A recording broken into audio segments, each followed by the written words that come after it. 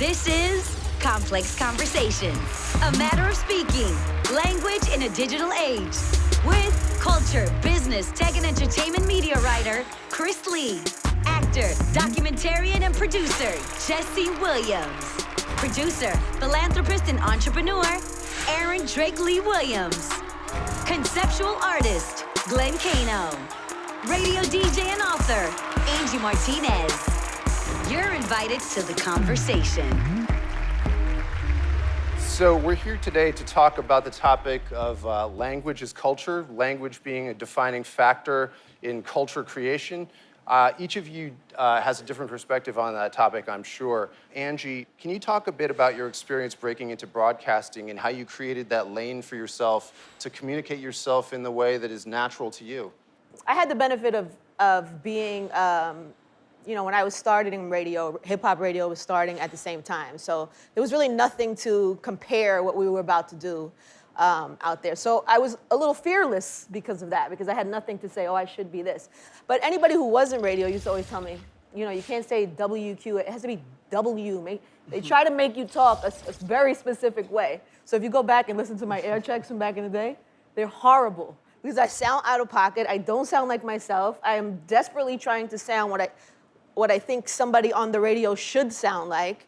And it took me a little while to get comfortable and be comfortable in my own skin on the radio. And I think that was the beginning of the connection with the audience. My natural vernacular was okay and was actually worked in my benefit at that time. Ultimately, there's nothing wrong with elevating the way you speak. I think there is something beautiful in that, but I also think there's something in being who you are and being authentic in who you are, being comfortable in whatever your voice is at whatever level or whatever state you are. You know what I mean? Yeah, speaking your truth is another way of saying it. I think that we're seeing a resurgence of particularly young people, particularly poor people, black and brown people, women, trans, gay folks, take back their culture with pride and their language and not apologize for it. And social media is a big part of that. Video and the access to that is a big part of that. I'm seeing it bubble up at all ages, really young folks being aware that you don't have to be ashamed because you talk like that. We know what you mean. Now, one of the reasons that this comes to be topical today is that you started an app earlier this year called EbroG. It's a curated GIF keyboard. Can we say GIF instead of GIF? I say GIF, goddammit. Go against the grain. It stands for graphics. Okay, it's GIF. Who says GIF in the audience? Yeah, see, there we go. More importantly, I want to see who are the animals that say GIF. No, show That's yourself. right. Run and hide. I say GIF, so Aryn, I was hoping you could talk to me a little bit about what led you folks to create this app. If you saw a void in the digital marketplace and what your aims were in putting it on the market. I was wondering for quite a long time, why is it that we don't have more tools of our own at our fingertips? Why isn't there more representation? Why aren't these, products out here something that's more conducive to the way we speak? And why does it have to be that way? And so it really was a discovery and a conversation between us working into and towards how is it that people are communicating now? How can we empower the people that are in conversation to feel represented, to feel strong, to feel good, have a good time? How do we color this experience in a way that's more interesting and more genuine and more representative of ourselves and the people who are actually talking?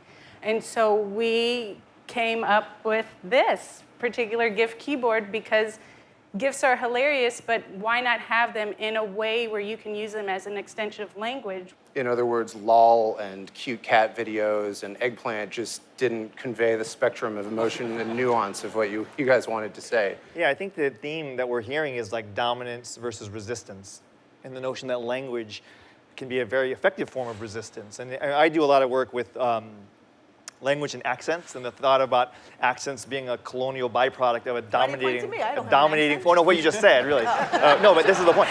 A dominant, like English, like for example, British English is called received pronunciation, and over 350 years it comes to the US and becomes General American, which is what they call newscaster English. It's what people should sound like. But then, in code switching, we know that there's ways to create nuance that is very unique, not only just subcultures and groups, but to individuals.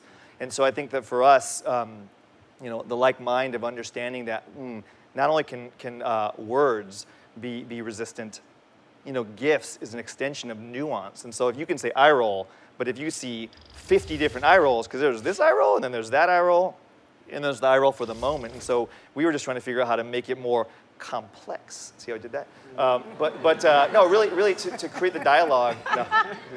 No. That was so good. So bad. I'm not doing jokes. No, to really complicate the dialogue, because I think the framework of how language can be used in multiple ways to form a resistance is really important.